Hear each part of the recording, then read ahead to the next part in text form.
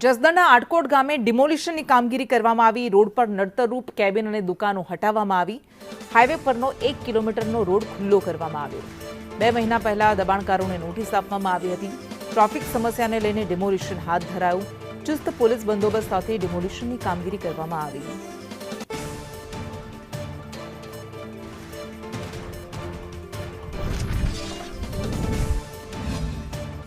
આટકોટ ગામમાં ઘણા ટાઈમથી ટ્રાફિકની સમસ્યા રહેતી હતી।